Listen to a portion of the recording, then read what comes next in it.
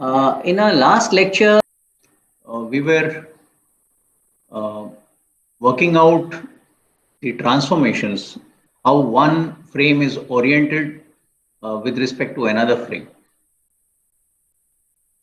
In this particular lecture, we will uh, go a step forward. You see, in the previous lecture, we prepared all the orientations, one frame with respect to the other, but we always considered the origins to be coinciding, origins of these to be of these two frames to be located at the same point. Now, suppose in general, when we have links moving with respect to each other, this is not going to be true always. We will have the origins of the frames moving with respect to each other. They won't also coincide with each other. So, uh, naturally, the question comes, how do we deal with a more generalized case like this? So, let us address this particular issue in this lecture. We will proceed exactly as we did the last time, as before. We will consider two frames. So, you can see that we have these three axes perpendicular to each other. They are Cartesian frames, and that's the reason why we should, let's say that this is the axis x naught. Usually the positive uh, side of the axis is marked by an arrow like this. We have y naught, z naught.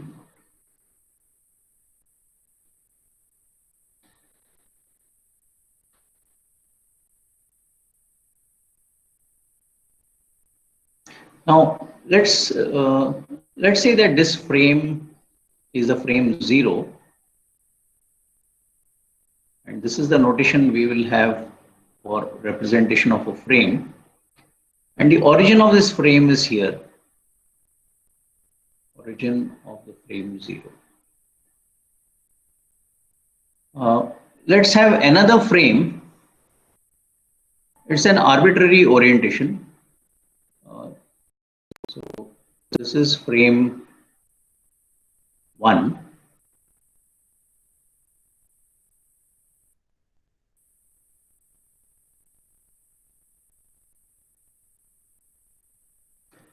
And this is the origin of frame 1. And this is, let's say this is x1, y1, and z. These are the axes. And let's also say that, so we have these two frames, and let's have a point, P located here.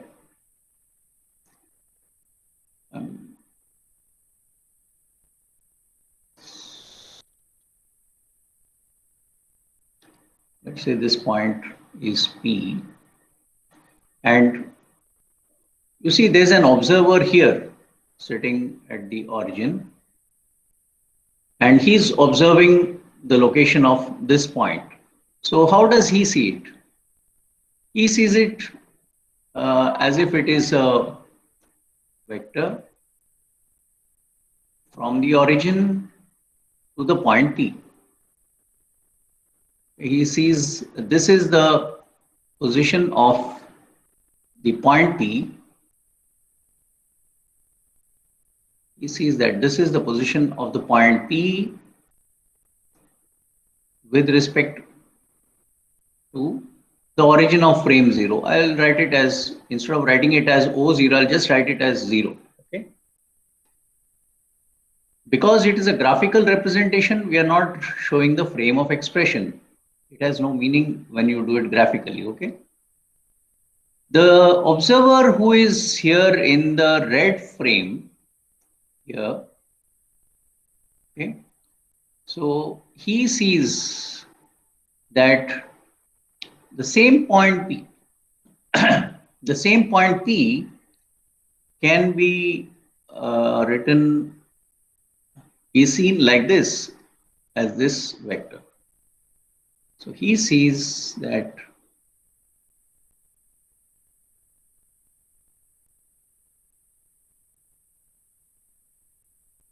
this is the vector.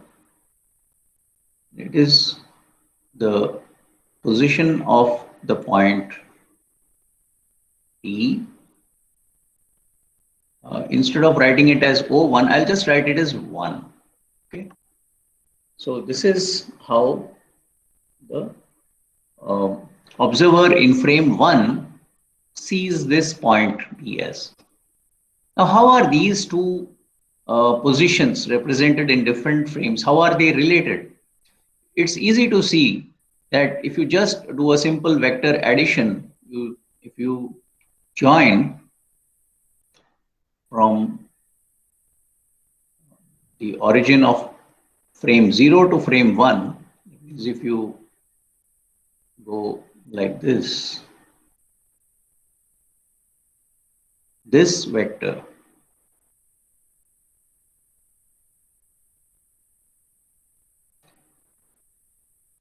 vector is the position of the point origin of 1 with respect to the origin of frame 0. Okay. So we can certainly write this as position of the point T with respect to the frame 0 and expressed in the frame 0. Okay. This can be written as, it's just a vector sum. So this vector is just equal to this vector plus this vector. So we can write it as position of this vector, that's position of origin of 1 with respect to origin of 0. Of course, the frame of expression has to be the same. And also, we add to this the position of, that is this vector, position of P with respect to 1, but expressed in the frame 0. You see, all these quantities have to be expressed in the frame 0. Only then you can do this addition.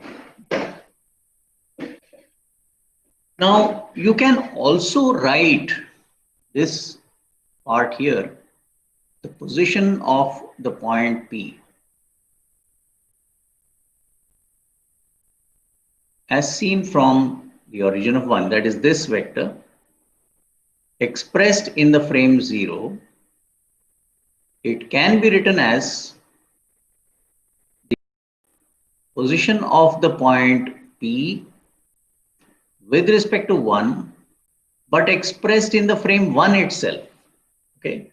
So the observer who is sitting here in this frame 1, if he writes it in terms of his coordinates, you can say that it is the frame of expression here is 1. And here you have the transformation from R1 to 0. This we already know. You see, what we have done in this case is the same vector, but we have changed the frame of expression. I hope this point is clear to all of you. Anyone having any doubt on this? So, I hope you understood why we wrote this. The origins, the point 1 is common. Okay, it's the same vector, P with respect to 1, P with respect to 1, except that the frame of expression is different. So what we have done here is actually, we have written this in terms of a frame, which is, you see, we have just written it. We have built a frame. We have built um,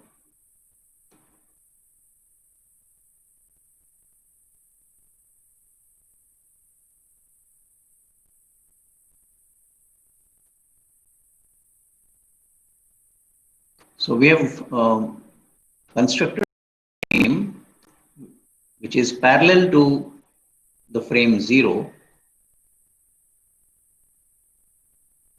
and we've just placed it here.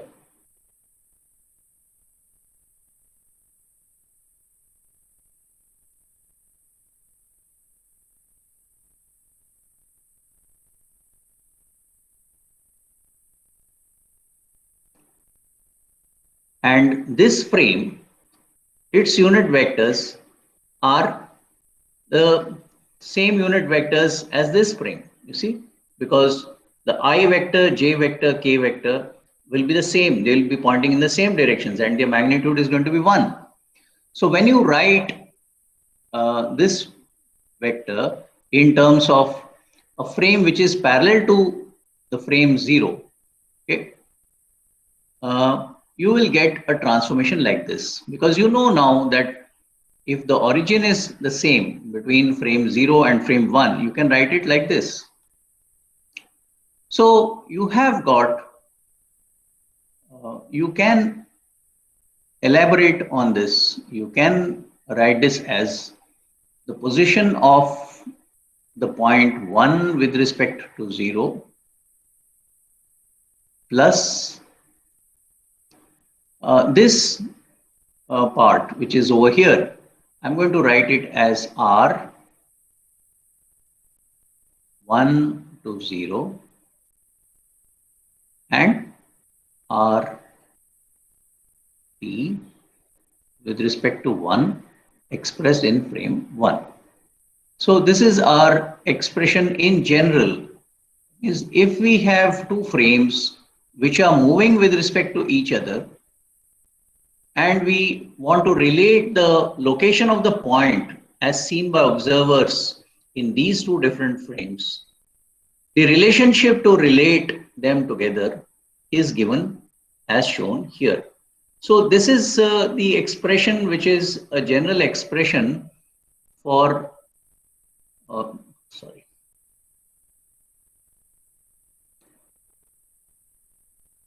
So it's a general expression for relating positions in different frames. Here, of course, this is a 3 by 1 vector.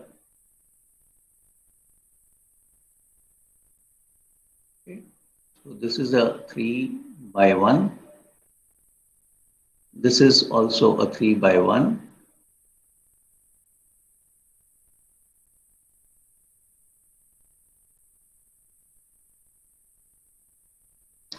This is a 3 by 3. It's our orientation matrix from 1 to 0. And this is a 3 by 1.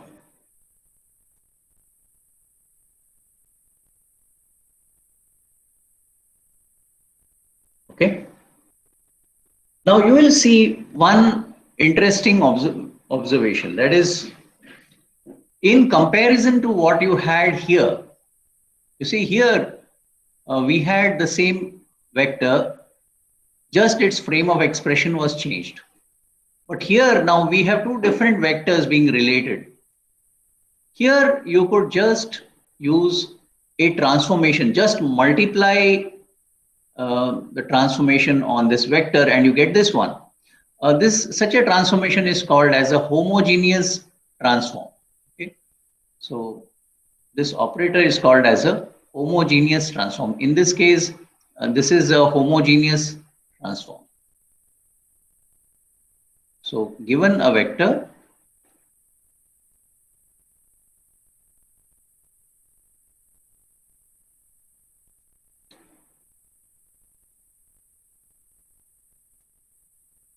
okay, this is homogeneous.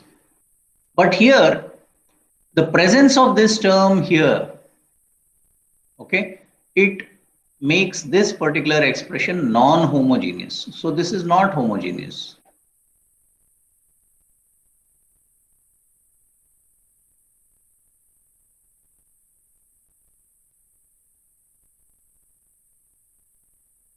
Okay. So the question comes, is it possible for us to uh, make this to have a homogeneous transformation? So is it possible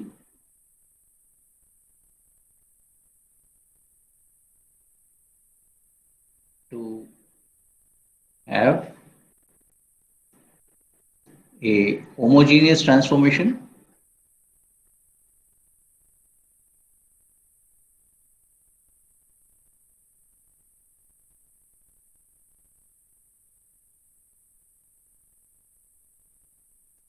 To relate the position vectors in different frames?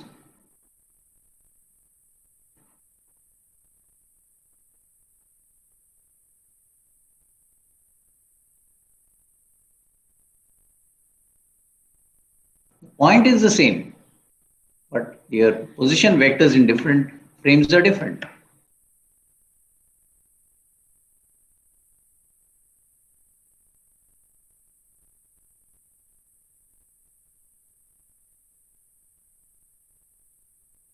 So this is the question. Okay.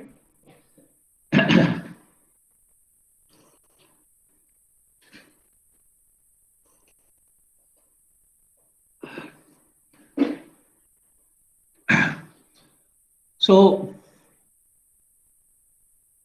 now let us set about to answer our query.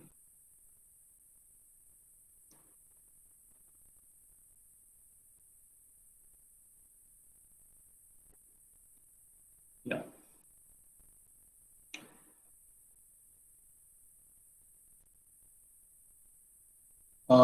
What is your guess? Is it possible for us to have a homogeneous transform?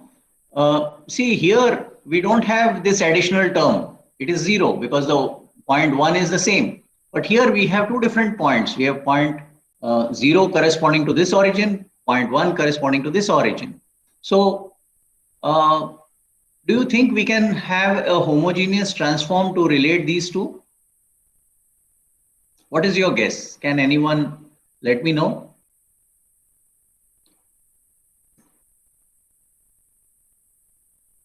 Yes, anybody? Anybody can take a guess on this? It is possible.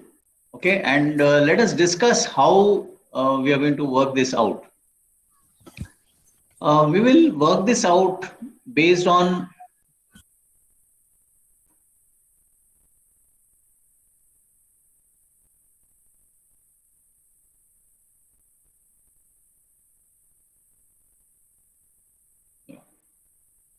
so we will work this out uh, based on this equation.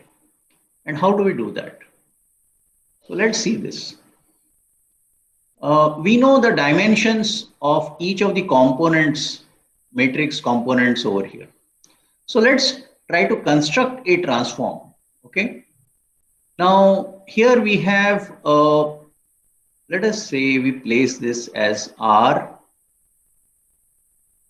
P with respect to 0 in the frame 0. Of course, it's a vector. Okay. And let's let us construct rectangle to indicate the dimension of this. Let's say that this is 3 by 1. So we'll make it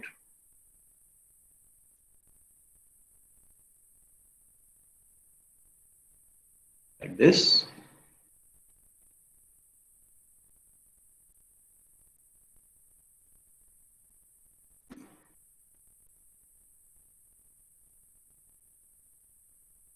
Okay, this is a 3 by 1 vector. Okay. Likewise, we will also have another vector here on this side. Here, we will have this vector over here. The vector, the position of the same point, but as seen from the frame 1, okay, and expressed in its own frame. So you see the difference is that this vector makes use of its measurements along its axis, frame 0. And here this vector, this observation, this vector makes use of, it locates this position vector in terms of its own axis, which are the red ones. Okay. So here you have a 3 by 1. Here also you have a 3 by 1 vector. Okay. So how do you relate these two? You can have this is equal to, this is a square matrix. So this is to operate on this. Now, if it is to operate on it, let us take a square and operate on it. So let's say we take this square transformation. Okay, and we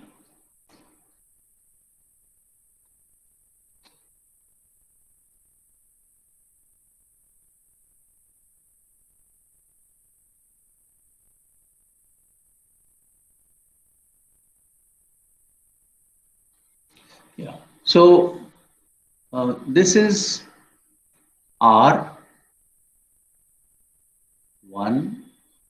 to 0. This is our 3 by 3 matrix. Okay, so 3 rows, 3 columns. I'm showing it in this box here.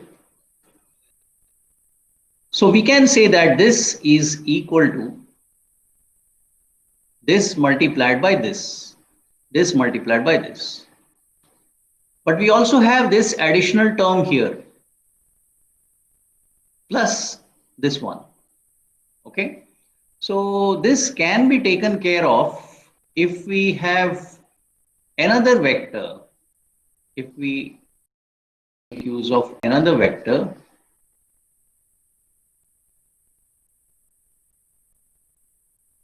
we'll take this vector and place it here next to this. Okay, so we know according to the rules of matrix multiplication that we can have this as R1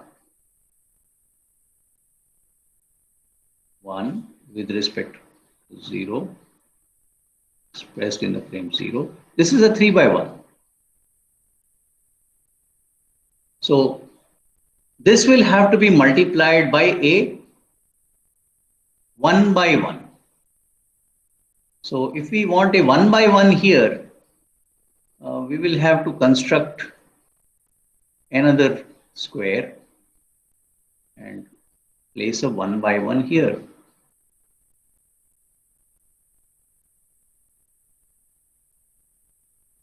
Okay, so what should we have here? What should be here in this box? Can you tell me? So RP, okay, this one is equal to R into this plus this one, that is this term, multiplied by what? We should have a, what should we have here in this box? Identity.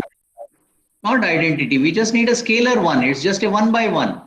You see, it's 1 by 1.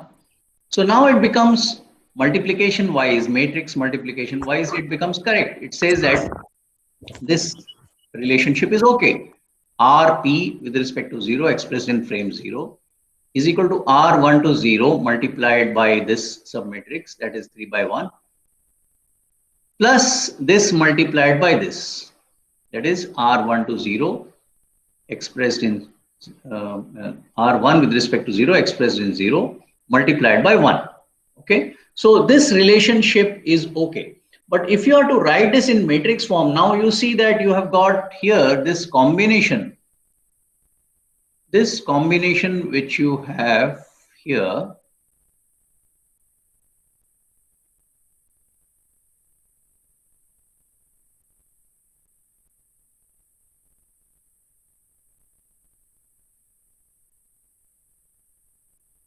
This combination is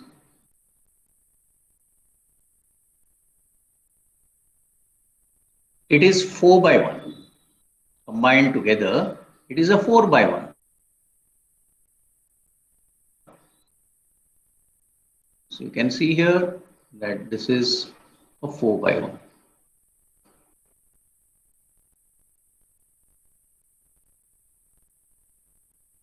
Okay,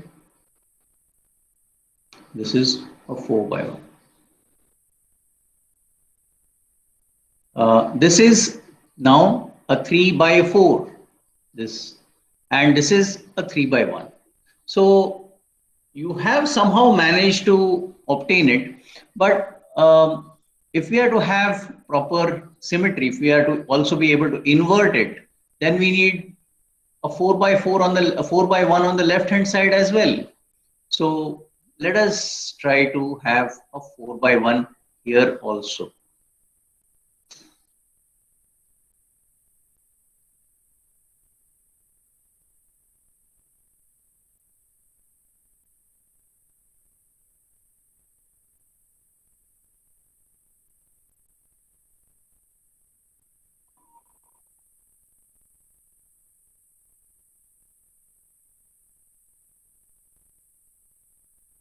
So we'll have this 1 by 1 here as well. So what should we have here in this box? Yes, can you tell me? What should we have here in this box? T also 1 by 1. Yeah, this also. So here also we'll place a 1 and here also we'll say it is 1 by 1. So now we have on the left hand side, instead of a 3 by 1 matrix, we have a 4 by 1 matrix. But we know that we have had to add a 1 here in order to construct a transform. And here we also have a 4 by 1 on the right hand side. But now we have to complete this transformation. This transformation is still incomplete. So what should we do? So let us try to complete this transformation.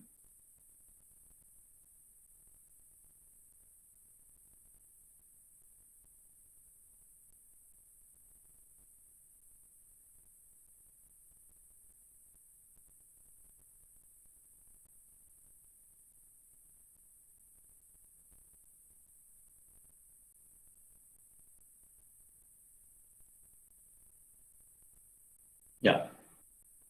So what do we need here down below? 1 should be equal to 1. We know that. So what should be the elements over here? 3 by 1. We need not a 3 by 1. What should be the elements here? Naturally, 1 by, it should be 1 by 4. But what should be, what is needed here? What are the elements that are needed here? 1 by 3. 1 by 3. This will be 1 by 3, this part. I agree. Okay, then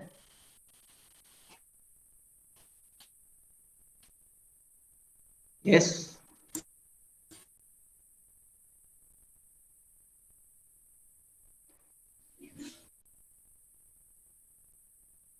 We will have, yes, go ahead. Yes, please. 0001.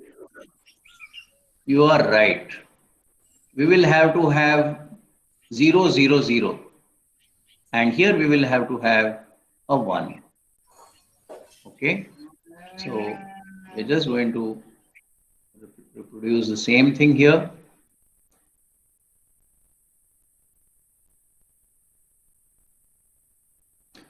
and we'll fill up these elements now.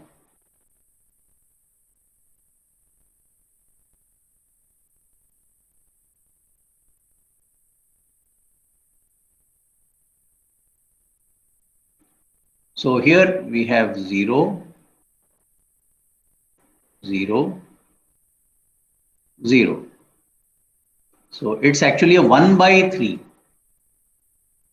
It's a 1 by 3 matrix. And here we will have to have a 1. Because this 1 by 3, 0, 0, 0 will be multiplied by this 3 by 1. So it will produce a 0. Okay? And 1 multiplied by 1. Now you can see that you have got the structure complete. Now you can equate this. So what we have constructed here is a matrix which is actually, so here we have 1 by 1, and this big matrix here is actually a 4 by 4. Its dimension is 4 by 4. This dimension is 4 by 1. So you see there is not much of change on the left hand side and right hand side as far as these position vectors are concerned.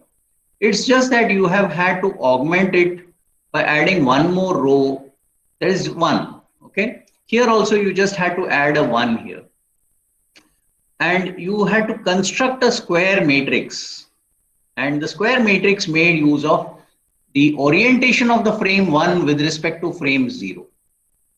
And here it made use of the position of the origin of 1 with respect to origin of 0. And this was expressed in the frame 0. So what we have got here is a relationship between two position vectors, augmented position vectors, let's call them. So we'll write this as position of the point P with respect to 0 in the frame 0, and we'll augment with a 1 here.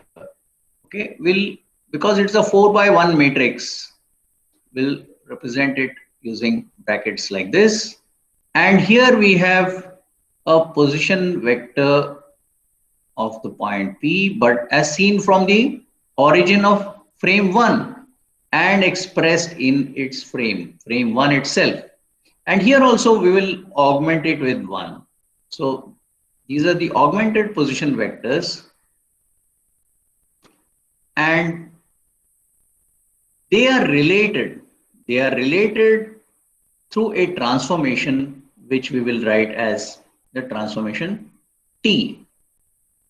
And this transformation T, it is a square matrix, and it relates the position of the same point but expressed in frame 1 to the position of the same point but expressed in the frame 0. So this is the transformation matrix. And now you can see the structure looks just like this homogeneous transform. So we call this as a homogeneous transform. Okay, homogeneous.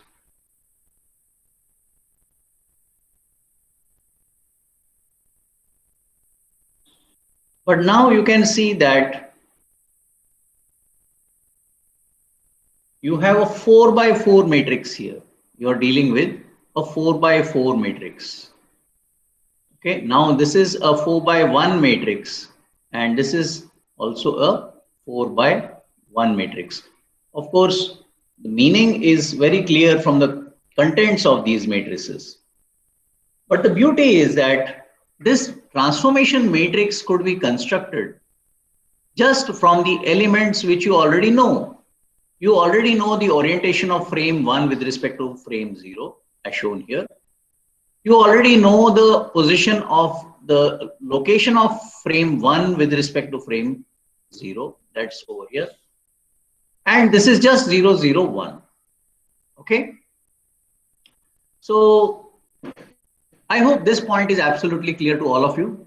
Any doubt on how we have constructed this T matrix? Anybody having any question, you can ask me. So yes, please go ahead. So now you have a transform which you can just multiply, using which you can just multiply a vector in a particular frame, okay, augmented by 1, and you can obtain the position of the same point in another reference frame. Naturally, this is going to be very useful in kinematics of robotic systems, because you have different links on which you have different frames mounted. And if you can use a transformation like this, you can determine the location of the point, any point. If it's given in terms of one frame, you can obtain its position vector in another frame. Now let us proceed to determining the inverse of this. Now suppose if you have Rp with respect to 1 expressed in 1, that is this vector over here, okay, this vector. If it is on the left hand side,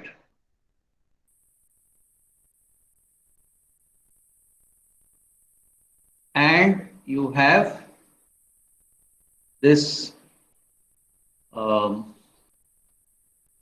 this vector here, Rp with respect to 0 expressed in 0. If you have it on the right hand side, Rp with respect to 0 expressed in 0, on the right hand side.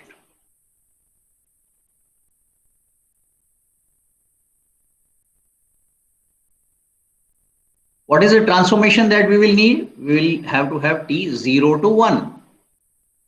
T 0 to 1. And we can see over here that it has to be the inverse of this transform. Okay. So we can say that t 0 to 1 is actually equal to the inverse of 1 to 0. I'm sure you all have done a lot of matrix inversion while you were doing your undergraduate courses. So is it possible for us to invert this matrix without performing the row and column transformations? Row column operations, you know how we produce the inverses, isn't it? Yes, I'm sure all of you have done that. So is it possible for us to avoid that step so that we don't do that rigorous row column transformation business? Is it possible for us? Let us explore that. Okay, so it is possible for us to do that, fortunately. And how do we do it? That is the question. So we will make use of this expression that we had already.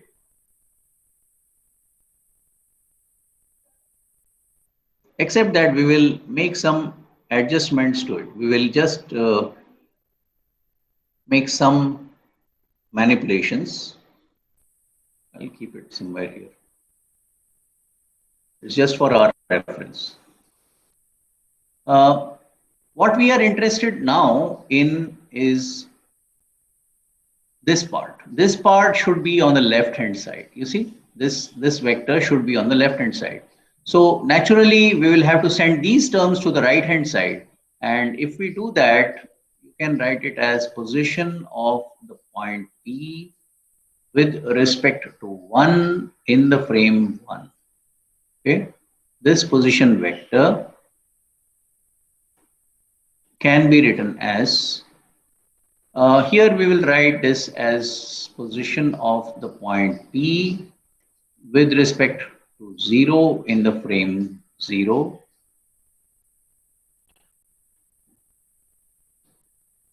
minus, so we'll take this to the other side. Here we will have R1 with respect to 0 expressed in 0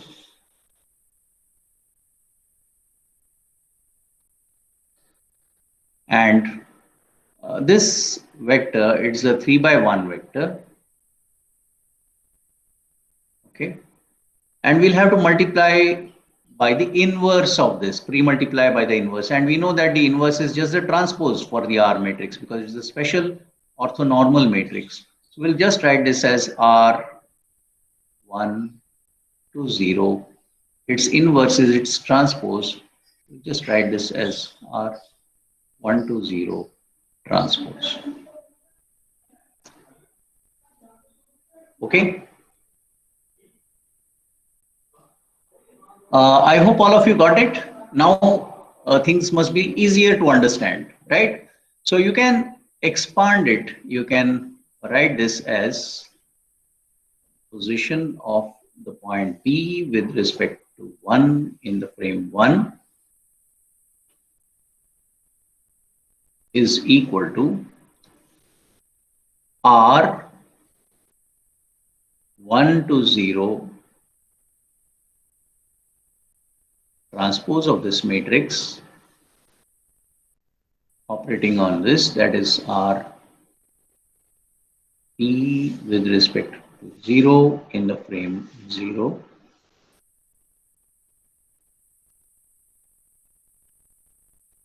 minus R 1 to 0 transpose operating on R 1 with respect to 0 in the frame 0.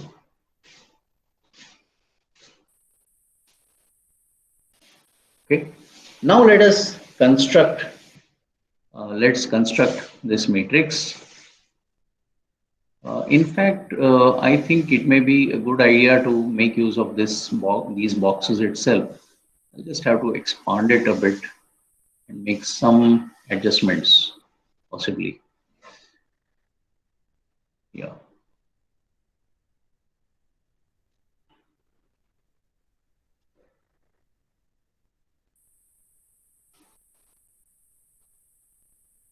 Yeah. So let's ungroup it. Yeah. So here we need to make some minor changes. Here on the left hand side we have 1. Okay, and here also we have 1. So we are interested in 1 with respect to 1. Okay, so this is what should appear on the left hand side, and what should appear on the right hand side is R1 with RP with respect to 0 in the frame 0. So here also we will take this off. This will go, and here also this will go. Here we will have 0 respect to 0. Now what are the elements? What do we have here for the elements? So here we will have R1 to 0 transpose. That means this matrix which we had earlier, now it will get transposed. So this is equal to R transpose this. And here we have minus R transpose R. So I think we have less amount of space here. Possibly we could just erase this and write it in small letters. So we will have minus R1 to 0 transpose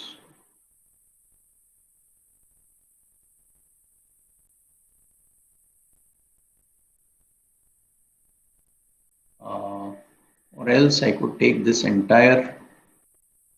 part from here to here.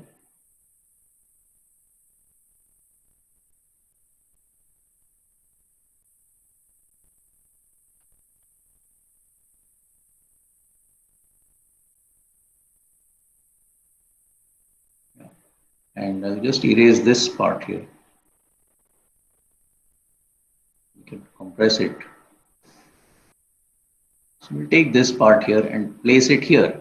But because we have to compress it, I think we'll squeeze it like this. I hope you get the point. Whether it's possible to squeeze it. Yeah, it's possible to squeeze it.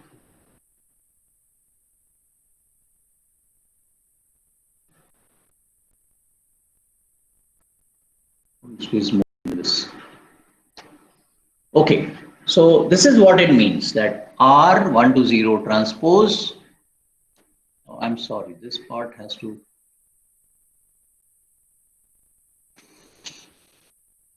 Minus R120.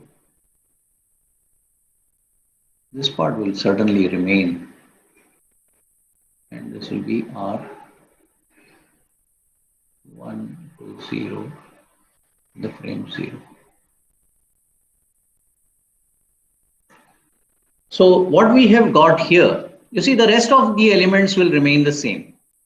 Now what we have got here is the transformation from 0 to 1. You see, this is the transformation matrix from 0 to 1.